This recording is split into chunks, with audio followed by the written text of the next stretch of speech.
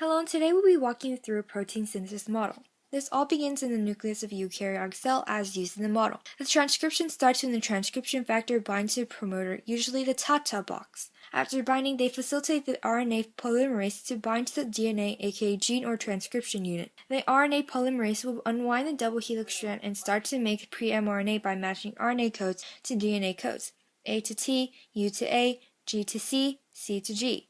The pre-mRNA is always grown in the 5 to 3 direction. The elongation stops when the polymerase meets the AAU-AAA codes. The termination happens with the releasing of pre-mRNA and RNA polymerase. After the pre-mRNA is released, a 5' and a poly A tail are added to the RNA. The mRNA is then cut and reorganized. The original mRNA contains introns and exons that mix together. The introns are non-coding regions. The exons are the codes that contain information for the composition of a protein.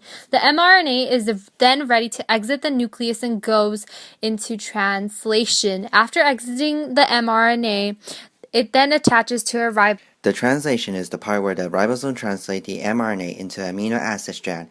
In the initiation, the ribosome will attach to the mRNA with initiation tRNA. It will scan from the mRNA from the 5' to search the start codon. When the mRNA finds the start codon, the large unit of the ribosome will also attach to the mRNA.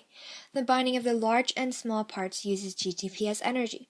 The elongation step is when the actual protein making begins. There are 2 parts in this step.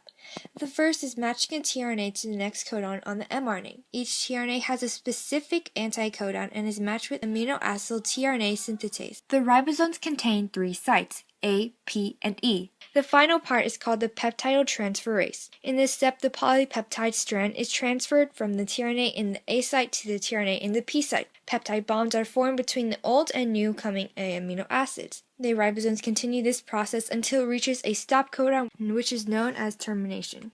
After the mRNA reaches the stop codon, a release factor will enter the A site. The release factor then cuts away the peptide chain from the last tRNA. After this, the whole complex dissociates. The whole process uses the 2-GTP. Then we will talk about how RAF-ER produces protein. In this process, a free ribosome first produces a signal peptide that would attract a SPR to bring it to a translocation complex on the RAF-ER. Then the ribosome would insert the protein it has made into the RAF-ER.